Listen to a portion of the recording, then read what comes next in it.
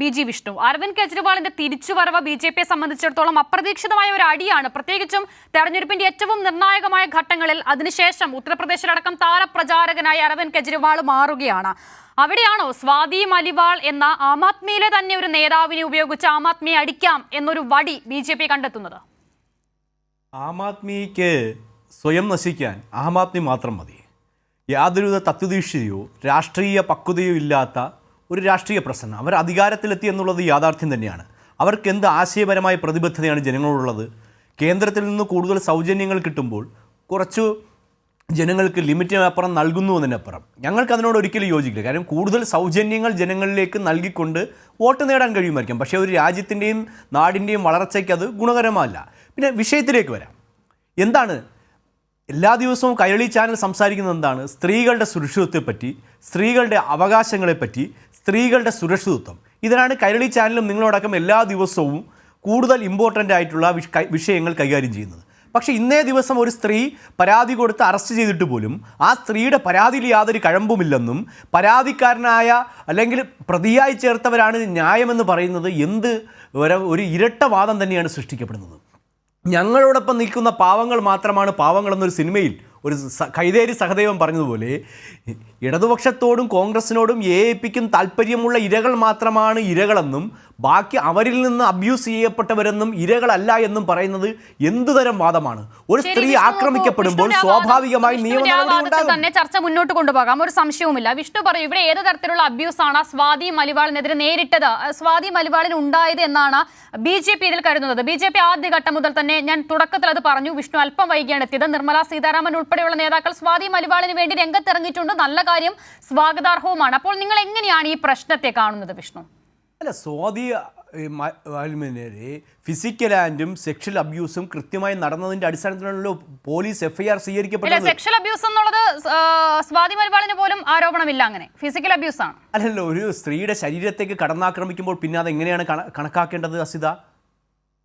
അത് ആരോപണമല്ലല്ലോ, അത് കൃത്യമാണല്ലോ. പോലീസ് തന്നെ നിയമ നടപടി സ്വീകരിക്കുമ്പോൾ കൃത്യതയില്ലാതെ അവർക്കെതിരെ യാതൊന്നുമില്ലെന്നും ഇത് തിരഞ്ഞെടുപ്പ് കാലത്ത് കെട്ടിച്ചമച്ചതാണെന്ന് അവർ ബി.ജെ.പി ആണോ? അവർ മറ്റേതെങ്കിലും രാഷ്ട്രീയ ബി.ജെ.പിയുമായി ബന്ധപ്പെട്ട ഏതെങ്കിലും സംഘടനയിൽ പ്രവർത്തിക്കുന്നു? ദീർഘകാലം വനിതാ കമ്മീഷൻ്റെ അധ്യക്ഷയായ മികച്ച പ്രവർത്തനം ഡൽഹിയിൽ കാഴ്ചവെച്ചു എന്ന് മുൻകാലങ്ങളിൽ നിങ്ങളെല്ലാവരും പറഞ്ഞ അവരുടെ രാജ്യസഭാ എം പി. ഇവിടെ എന്താണ് പ്രശ്നം?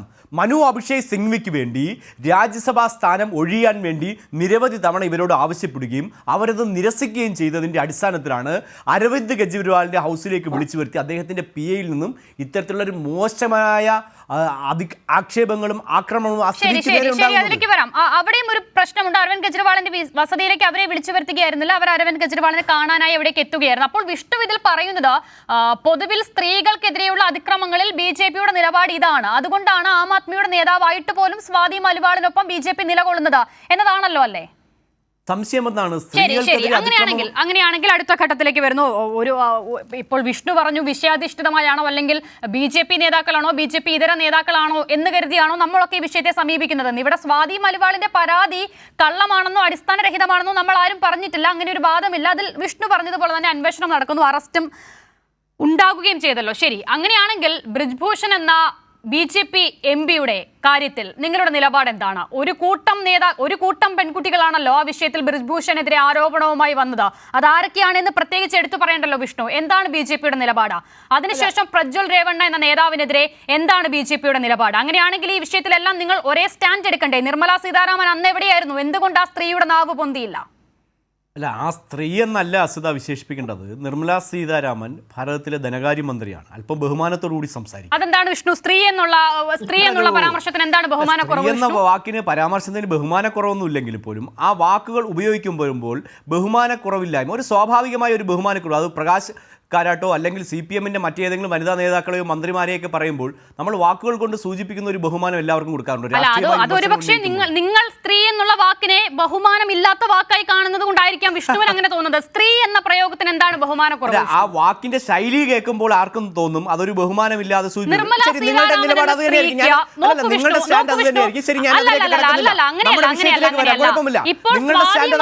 വിഷയത്തിൽ ഒരു സ്ത്രീയുടെ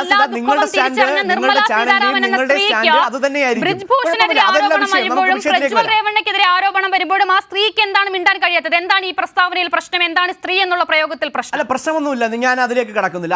ഇവിടുത്തെ ഒരു തർക്ക വിഷയമല്ല. ഇവിടുത്തെ വിഷയം അതല്ലാത്തതുകൊണ്ട് ഞാൻ അതിലേക്ക് പോകുന്നില്ല. അതൊക്കെ നിങ്ങളുടെ നിലപാടുകളും നിങ്ങളുടെ സ്റ്റാൻഡുമാണ്. ഞാൻ അതിൽ കിടക്കുന്നില്ല. ഈ രാജ്യത്ത് ഏതൊരു സ്ത്രീക്കെതിരെ ആക്രമമുണ്ടായാലും ഞങ്ങൾ അതിശക്തമായ നിലപാട് സ്വീകരിക്കാറുണ്ട്. അവർക്കെതിരെ തെളിവുകൾ കോടതിയിലുണ്ടെങ്കിൽ അവരെ അറസ്റ്റ് ചെയ്യട്ടെ. ഞങ്ങൾ ആരെയും തടഞ്ഞിട്ടൊന്നുമില്ല. ഈ രാജ്യത്തെ നിയമ സംവിധാനങ്ങൾക്ക് കൃത്യമായ നടപടികൾ സ്വീകരിക്കാം. അതിനിവിടെ രാഷ്ട്രീയപരമായി യാതൊരു പ്രശ്നവുമില്ല.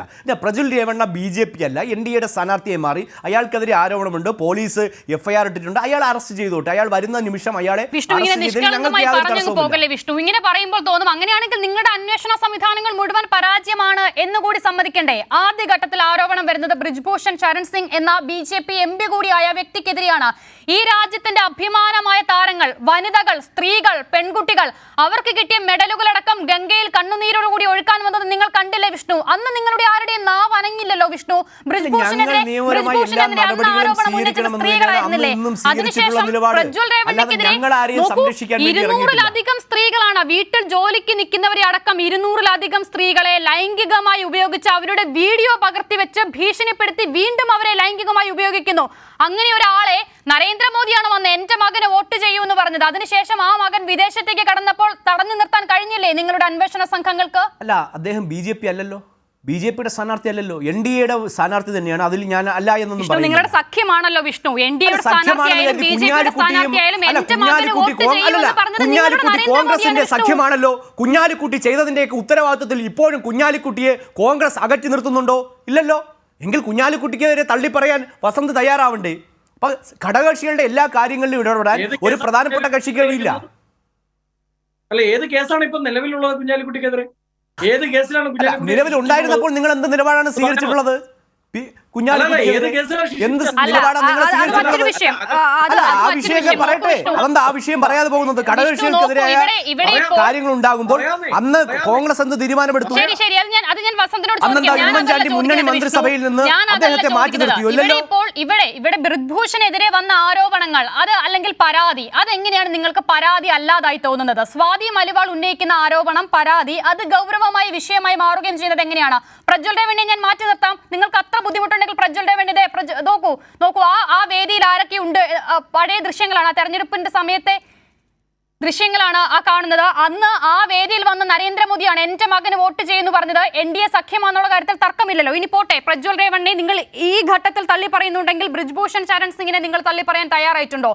ഒക്കെയും പോട്ടെ, ഏറ്റവും ഒടുവിൽ ബ്രിജ്ഭൂഷൺ ശരൺ സിംഗിന്റെ മകന് സീറ്റ് കൊടുത്തത് ഏത് പശ്ചാത്തലത്തിലാണ് വിഷ്ണു? നാളെ ഇപ്പോൾ തെരഞ്ഞെടുപ്പ് നടക്കുന്ന കൈസർഗഞ്ചിൽ നിന്നുള്ള സ്ഥാനാർത്ഥി ആരാണ് വിഷ്ണു? അല്ല, ബ്രിജ്ഭൂഷണെതിരെ ആരോപണമുള്ളത് കൊണ്ടാണ് ഞങ്ങൾ അദ്ദേഹത്തിന് സീറ്റ് കൊടുക്കാതെ മാറ്റി നിർത്തിയത്. അദ്ദേഹത്തിൻ്റെ മകൻ രാഷ്ട്രീയ പ്രവർത്തനം ചെയ്യുന്ന ഒരാൾ മത്സരിക്കുന്നതിൽ എന്താണ് തടസ്സം? അല്ല, എന്താണ് തടസ്സം? അയാൾക്കെതിരെ ആരോപണമൊന്നുമില്ലല്ലോ. അയാൾക്കല്ലേ സീറ്റ് കൊടുത്തത്? ബ്രിജ്ഭൂഷണ് BJP സീറ്റ് നൽകിയിട്ടില്ല. അദ്ദേഹത്തിന്റെ മകന് സീറ്റ് നൽകി. മകൻ എന്നല്ല പരിഗണനയില്ല.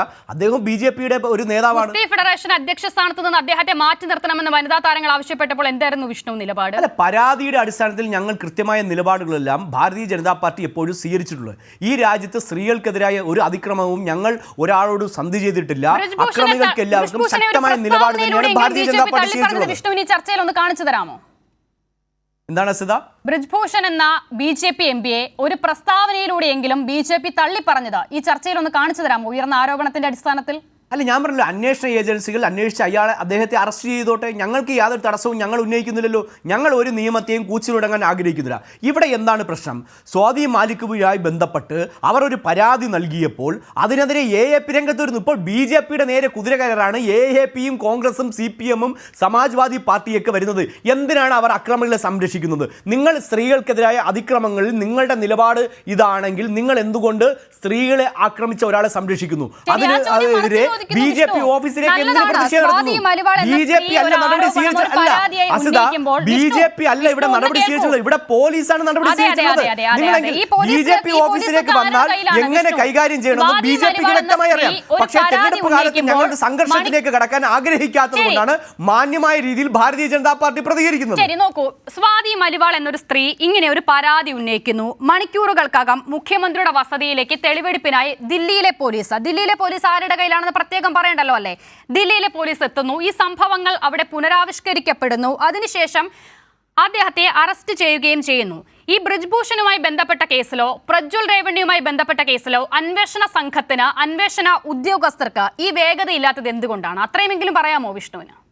അല്ല, പ്രജ്വൽ രേവണ്ണയ്ക്കെതിരായ കേസ് അന്വേഷിക്കുന്നത് അവിടുത്തെ സംസ്ഥാന സർക്കാരും അവിടുത്തെ പോലീസുമാണ്. അവർക്ക് യാതൊരുവിധ അന്വേഷണത്തിനൊരു തടസ്സവും ഭാരതീയ ജനതാ പാർട്ടിയോ ഞങ്ങളോ സൃഷ്ടിച്ചില്ല. അവർക്ക് അന്വേഷണവുമായി മുന്നോട്ട് പോകാൻ. പക്ഷേ സ്വാതി മാലിക്കിനെതിരായ അന്വേഷണം വരുമ്പോൾ നിങ്ങൾ എന്തിനാണ് BJP ഓഫീസിലേക്ക് വരുന്നത്? നിങ്ങൾ പോലീസിന് തെറ്റായി രേഖപ്പെടുത്തിയിട്ടുണ്ടെങ്കിൽ കോടതിയിലേക്ക് പോകൂ.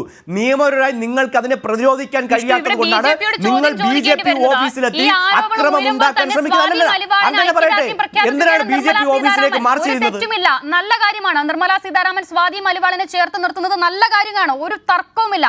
അതേ നിർമ്മല സീതാരാമനും അതേ BJPയുടെ നേതാക്കളും ഗുസ്തി താരങ്ങൾ ആരോപണം ഉയർത്തിയപ്പോൾ എവിടെയായിരുന്നു എന്നതാണ് ചോദ്യം. ഈ രാജ്യത്തിന് വേണ്ടി പോരാടിയ ആളുകളാണല്ലോ, അഭിമാന താരങ്ങളാണല്ലോ അവർ, രാജ്യത്തിന്റെ തന്നെ യശസ് ഉയർത്തിപ്പിടിച്ചവർ. അവർ കിട്ടിയ മെഡലുകളടക്കം ഗംഗയിൽ കണ്ണുനീരോടുകൂടി ഒഴുക്കാൻ വരുന്ന സാഹചര്യം നമ്മൾ കണ്ടതല്ലേ വിഷ്ണു? അന്ന് എന്തുകൊണ്ടാണ് ചേർത്ത് നിർത്താതിരുന്നത്? അപ്പോൾ വിഷ്ണു പറഞ്ഞ ഈ പാർട്ടി ഏതാണെന്നും ആർക്കെതിരെയാണ് ആരോപണം എന്ന് നോക്കി സൗകര്യപൂർവ്വമുള്ള ഈ ഐക്യപ്പെടലുണ്ടല്ലോ, അതപ്പോൾ ആരുടെ ശൈലിയാണ്? ഇപ്പോൾ AAP ഇപ്പോൾ ഐക്യപ്പെടുന്നതാ? കോൺഗ്രസും CPM ഇപ്പോൾ ആരെയാണ് അനുകൂലിക്കുന്നത്? ഒരു സ്ത്രീ ആക്രമിക്കപ്പെടുമ്പോൾ നിങ്ങൾ ഈ പറയുന്ന തത്വാധിഷ്ഠിതമാണെങ്കിൽ നിങ്ങൾ എന്തുകൊണ്ട് സ്വാതി മാലിക്കിനെ അനുകൂലിക്കാതെ അവർ BJP ഓഫീസിലേക്ക് മാർച്ച് ചെയ്യുന്നു? BJP ആണോ ഇവിടെ വാദി? അല്ലല്ലോ, അവരുടെ MP ആണ് ഇവിടെ ഇരയായപ്പെട്ടിരിക്കുന്നത്.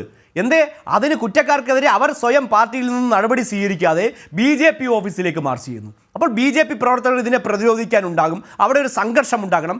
എന്നിട്ട് പറയുക ഞങ്ങൾ ഇരവാദം, ഞങ്ങൾ BJP ആക്രമിച്ചു. ഇങ്ങനെ രാജ്യത്തിൻ്റെ തലസ്ഥാനത്ത് ഒരു അക്രമത്തിന് അനുകൂലമായ അന്തരീക്ഷം സൃഷ്ടിക്കുക എന്നുള്ളതാണ് AAP ശ്രമിക്കുന്നത്. അല്ലാതെ നീതി നടപ്പിലാകണമെന്നോ സ്ത്രീകളുടെ സുരക്ഷിതത്വം ഉറപ്പാക്കണമെന്നോ യാതൊരുവിധ കാര്യങ്ങളിലും AAPക്കോ കോൺഗ്രസിനോ അടക്കമുള്ള ഇന്ത്യ സഖ്യത്തിന് യാതൊരു താല്പര്യവുമില്ല. തലസ്ഥാനത്തെ കലാപഭൂമിയാക്കണം. എന്തായാലും ആ കലാപത്തിലേക്ക് ഇറങ്ങാൻ ഞങ്ങൾക്ക് താല്പര്യവുമില്ല, സൗകര്യവുമില്ല. ശരി, ലക്കിപ്പൂർ കേരിയും കൂടി ഞാൻ ഓർമ്മിപ്പിക്കുകയാണ് വിഷ്ണുവിനെ. അവിടെ BJP ഒരു കലാപവും അഴിച്ചുവിട്ടിട്ടുമില്ല, ആരെയും വണ്ടി ഇടിച്ച് കൊന്നിട്ടുമില്ല, അവരുടെ അച്ഛൻ ഇപ്പോൾ വീണ്ടും മത്സരിക്കുന്നുമില്ല. ഞാൻ മടങ്ങി വരാം. അല്ല, ലക്കിപ്പൂർ കേരിയിൽ വണ്ടി ഇടിച്ചിട്ടുള്ള ആൾക്കെതിരെ കൃത്യമായ പോലീസ് നടപടികൾ സ്വീകരിച്ചിട്ടുണ്ട്.